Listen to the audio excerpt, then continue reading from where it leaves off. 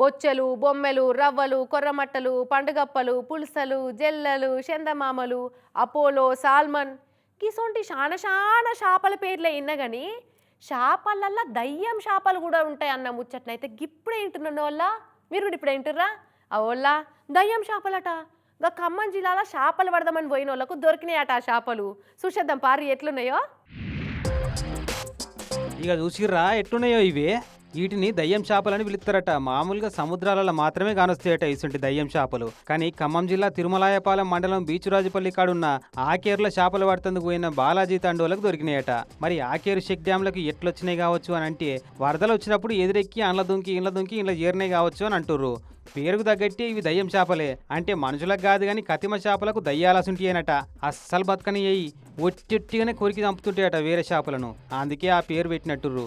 ఇక దీన్ని చూస్తే అగో వస్తుంది దయ్యం మొకబది దబ్బున పారిపోరి అని కతిమ జాతుల చేపలు ఎంత తిట్టుకుంటాయో. ఇక అదే జిల్లా లక్ష్మీదేవిపల్లి మండలం కల్లుగడ్డల ఇక గీ జీవి తిరుగుతుంటే ఊరోలు పట్టుకున్నారు.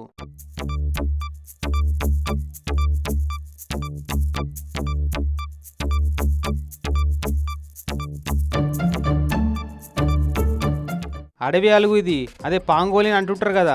ఇక వాళ్ళకి ఎట్లా తొవ్వ తప్పిందో కానీ ఇక ఊళ్ళకి వచ్చి ఆగమాగం తిరుగుతుంటే పోరగాలు దొరకబట్టి దానితోనే ఆట ఆడుకుంటారు అట. ఇక ఊరోళ్ళంతా చిత్రంగా చూడబట్టిర్రు.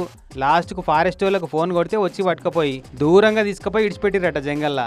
నయ్యం దీనికి భూమి మీద ఇంకా చీమలో పురుగులో తినే బాకీ ఉన్నట్టుంది. మంచోళ్ళ కంటే పడ్డది. అదే ఏదన్నా వన్యప్రాణుల స్మగ్లర్ గాల నజర్లో పడితే ఈ పాటికి పోతం పెట్టి దీని పే మీద ఉన్న పొలుసులు వీక్కొని అమ్ముకుందురట. మస్తు ఇలువ ఎత్తాయట అవి పొలుసులు.